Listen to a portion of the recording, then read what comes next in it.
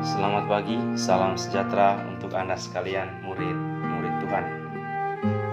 Dalam Injil Markus bab 12 ayat 13 dikatakan, pada waktu itu beberapa orang Farisi dan Herodian disuruh menghadapi Yesus untuk menjerat Dia dengan suatu pertanyaan.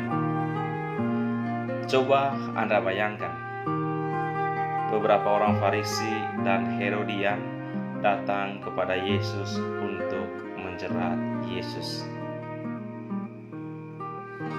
Apakah kita juga pernah menjerat Yesus? Saya yakin pernah. Apakah hanya sekali? Saya yakin berkali-kali. Misalnya, kita datang kepada Yesus berdoa memohon sesuatu. Tuhan Yesus, berikanlah aku pekerjaan yang mapan, gaji yang besar. Saya janji Tuhan, kalau saya sudah dapat pekerjaan, lalu hidup saya mapan, maka saya akan mempersembahkan hidupku padamu. Lalu kemudian Tuhan mengabulkan doanya. Apa yang terjadi setelah doanya dikabulkan? Datang ke gereja mulai berkurang, mulai dari sekali seminggu, lalu sekali sebulan, sekali setahun, dan akhirnya tak tahu kemana. Inilah sikap menjerat Tuhan. Sikap yang awalnya bersikap manis pada Tuhan, lalu kemudian bersikap ketus, angkuh, dan congkak. Orang-orang seperti ini adalah orang-orang yang tidak tahu bersyukur. Akhirnya merambat ke kehidupan di lingkungan. Malas datang kegiatan lingkungan. Alasannya apa? Sibuk kerja. Kalau diajak untuk berdoa di lingkungan, capek kerja. Bapak Ibu, jangan kita menjerat Tuhan dengan sikap kita. Beberapa orang yang menjerat Tuhan, misalnya datang ke gereja saat pernikahan, saat membaptis anaknya, tetapi setelah itu hilang entah kemana.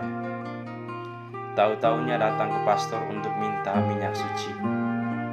Lagi-lagi, jangan menjerat Tuhan dengan sikap menghilangmu, karena Tuhan masih ingat akan kamu. Dia tahu Anda di mana. Dia tahu Anda mengkhianati Dia. Oleh karena itu, kembalilah kepadanya. Mari kita bertumbuh dalam kasih karunia.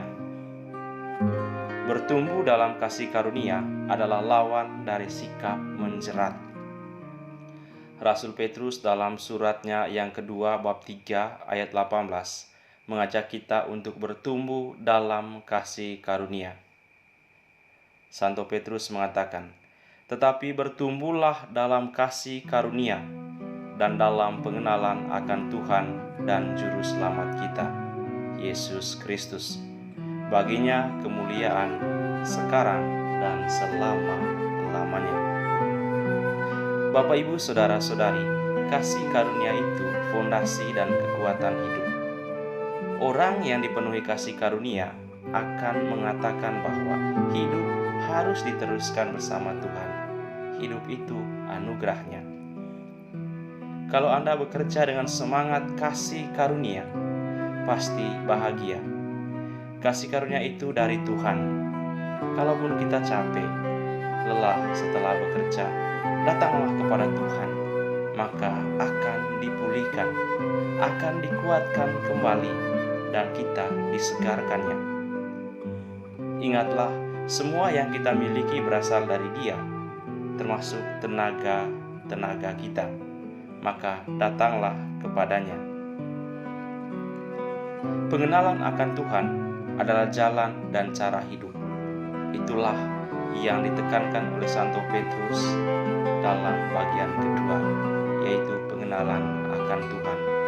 Kenalilah Tuhanmu. Apa yang menjadi kehendak-Nya, lakukanlah itu. Bukankah Dia telah mengatakan kepada kita, carilah dahulu kerajaan surga, maka segalanya akan ditambahkan kepadamu. Dengan itu, kita menjadi tahu bahwa memuliakan Tuhan adalah tujuan hidup kita. Tumbuh dalam kasih karunia membuat kita juga mudah untuk menghargai orang lain. Kalau ada yang lebih dari kita, mari kita bersyukur. Kalau ada yang lebih hebat dari kita, mari kita melihat Pencipta kita.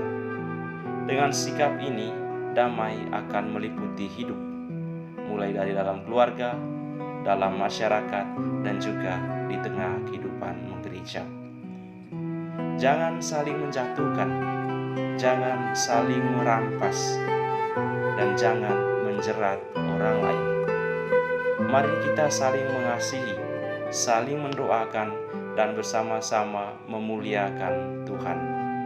Karena sekali lagi, memuliakan Tuhan adalah tujuan hidup kita. Kemuliaan kepada Bapa dan Putra dan Roh Kudus, seperti pada permulaan, sekarang, selalu, dan sepanjang segala masa. Amin. Tuhan